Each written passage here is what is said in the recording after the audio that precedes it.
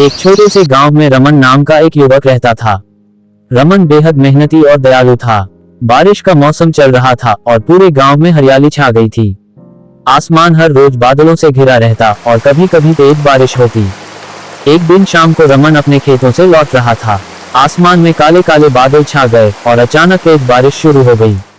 रमन के पास छाता नहीं था, इसलिए वह एक बड़े पेड़ के नीचे जाकर रुक गया। पेड़ के नीचे बैठा रमन बारिश का आनंद ले रहा था कि उसे पास के झरने से किसी के रोने की आवाज सुनाई दी।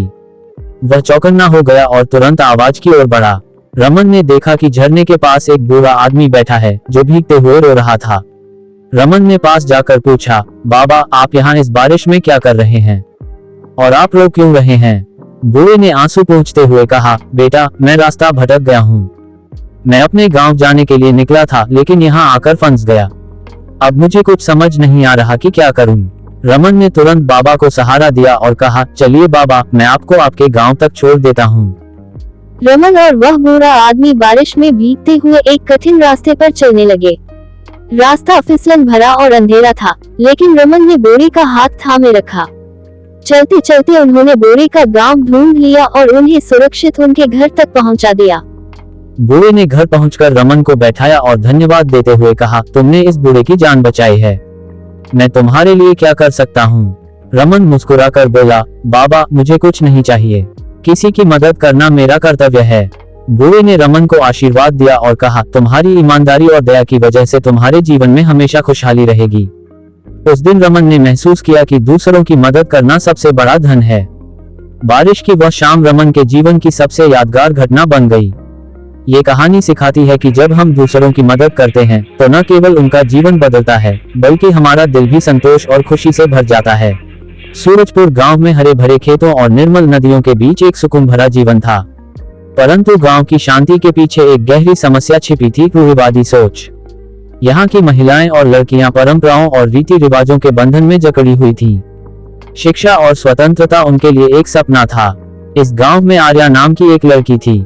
बचपन से ही वह बाकी लड़कियों से अलग थी। जहां उसकी सहेलियां गुड़ियों से खेलती, वह अपने पिता की पुरानी किताबों में खोई रहती। आर्या के पिता रामलाल गांव के सरपंच थे। वह अपनी बेटी को प्यार तो करते थे, लेकिन उनके लिए बेटियों की सीमाएं वही थीं जो समाज ने तय की थीं। आर्या जब भी नदी के किनारे बैठती तो उड़ते हुए पक्षियों को देखकर सोचती, काश मैं भी इन पक्षियों की तरह स्वतंत्र होती। लेकिन उसकी यह सोच सिर्फ उसके दिल तक सीमित नहीं रही।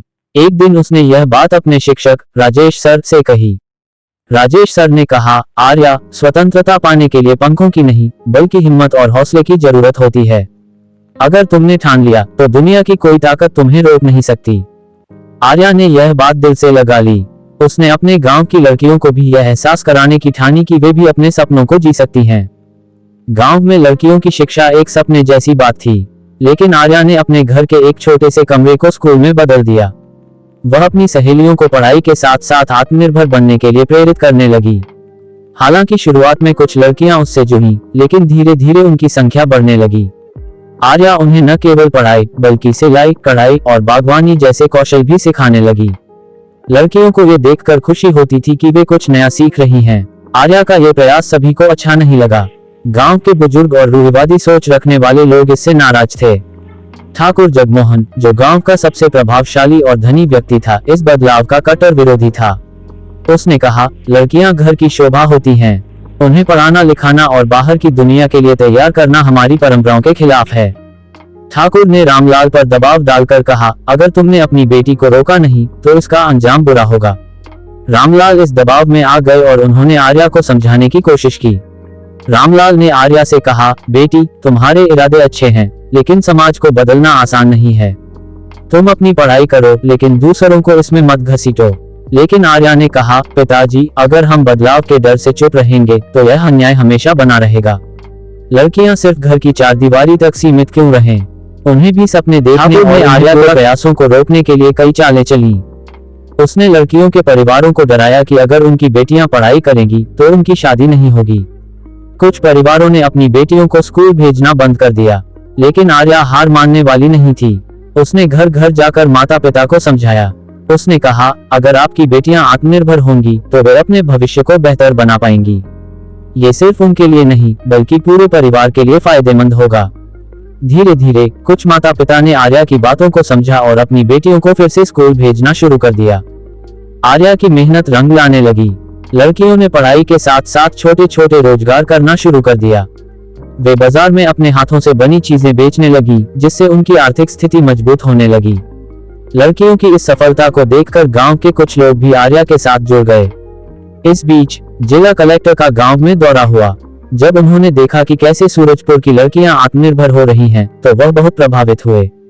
उन्होंने सरकार से गांव के लिए एक प्रशिक्षण केंद्र की मंजूरी दिलाई। आर्या की सफलता ठाकुर जगमोहन को बर्दाश्त नहीं हुई। उसने एक दिन आर्या के स्कूल में आग लगवा दी, लेकिन गांव के लोगों ने इस घटना के बाद आर्या का साथ और मजबूती से देना शुरू कर दिया। ठाकुर को अपने किए पर पछतावा हुआ और उसने आर्या से माफी मांगी। आर्या के प्रयासों से सूरजपुर अब पूरी तरह बदल चुका था। जहां पहले लड़कियां पढ़ाई और रोजगार से कोसों दूर थी, अब वे आत्मनिर्भर थी। रामलाल, जो पहले आर्या के खिलाफ थे, अब उसके सबसे बड़े समर्थक बन गए। आर्या का सपना पूरा हो चुका था। उसने न केवल अपने लिए बल्कि पूरे गांव के लिए नई उड़ान की राह तैयार की थी। सूरजपुर अब बदलाव और प्रगति की मिसाल बन चुका था। आर्या के प्रयासों से